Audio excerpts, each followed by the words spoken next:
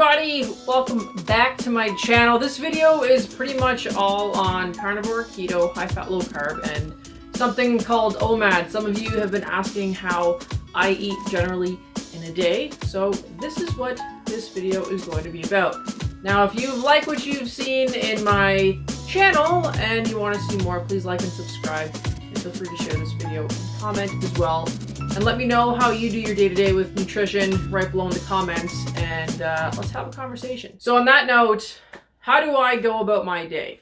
So the last about 4 months, I've really changed up how I eat during the day and also a little bit how I train. So I'm someone who's been an athlete, so I've done the whole like 5-6 meals a day, intense training for like 5 days a week, 2 to 3 hours on end for each training session. So I've had to fuel myself for the events that I was partaking in. That being said, now hitting 35, I no longer compete or do anything crazy anymore. So now it's more about longevity. If you're someone who's looking for the longevity, but also still some performance, because I still train and do sometimes stupid shit once in a while, I still need the fuel. However, I've completely changed how I do things, and this is what this video is going to be all about. Is how did I do this? So about 4 months ago, I started doing or toying around with something called OMAD, which means 1 meal a day.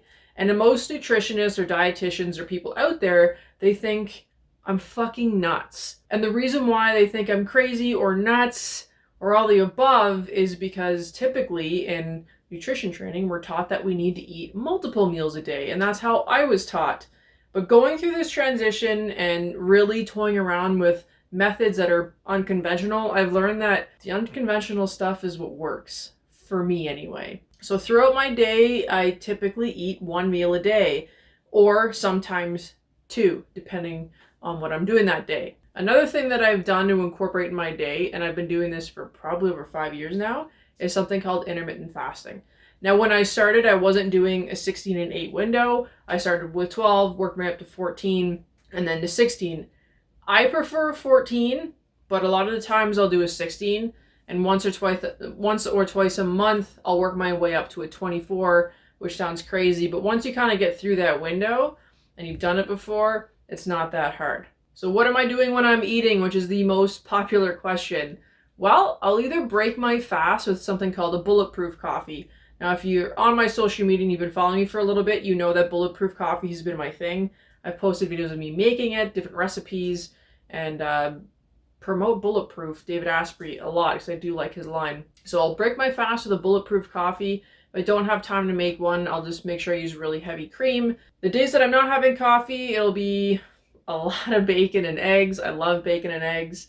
And then during the day, so my main meal for the days where I'm eating 2 meals, now the last 4 months, it's been, usually I would eat like a 5-ounce steak, but now with this, and especially doing carnivore, if you haven't seen my other videos, I'm eating like 10 ounces of steak, butter, and getting a lot of my calories through that main meal. Now, the days that I'm doing OMAD, I'm also doing that. So in 1 meal, I'll get an easily 1,500 calories. And for a lot of people, that seems like a lot in 1 meal. But when you're strictly eating meat in the carnivore way, you actually get up feeling completely satisfied, not bloated.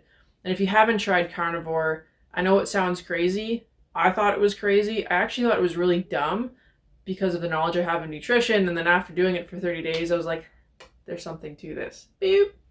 What is this? This is like ground up. So we actually started, or more or less Holly, and I'm like, yo, do this.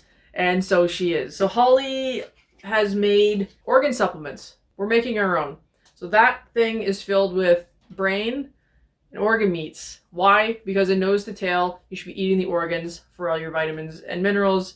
That's why in carnivore, they always talk about nose to tail, so you can get everything you need within the animal. Now, some things that make this really easy for me is obviously meal prepping. And the beauty behind OMAD, or eating a couple meals a day and intermittent fasting and carnivore, is that there's not a whole lot of meal prepping being done. It's like once or twice a week, you can prep the meats that you need, and off it goes.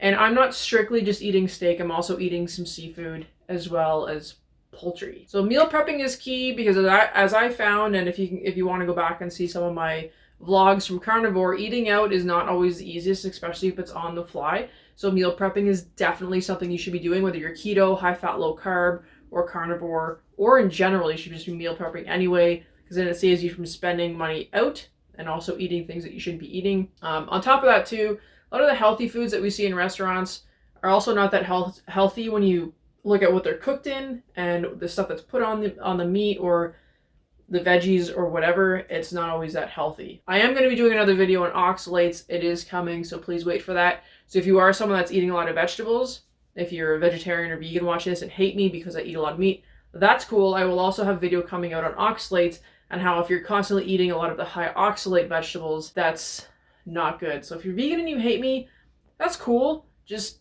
watch that video because that might actually help you.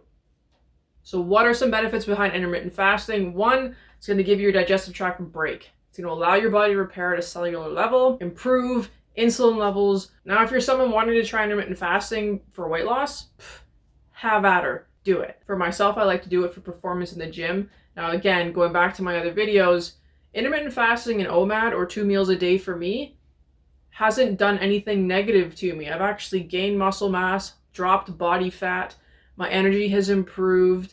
I think way more clear. I'm not getting the stomach aches and the bloating that I was getting before on a regular diet or lifestyle.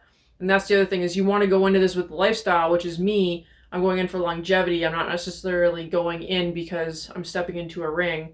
I'm doing it because I don't want to get diabetes. I don't want to get sick. I don't want any of my family history stuff coming around to me. So that's why now I'm taking a different spin on how I train and how I eat. If you're just starting with intermittent fasting, take it slow. Start with 10 or 12 hours and then slowly work your way up. It starts with the last meal of the day. So if you stop eating at 8 o'clock, then start with a 12-hour, because then your first meal will be at 8 in the morning. If that's easier for you, great. And then as you start getting it, maybe stop at 7 o'clock. Maybe have your first meal at 7 and start with a 12-hour, get that down, and then slowly bump your way up to a 14-hour.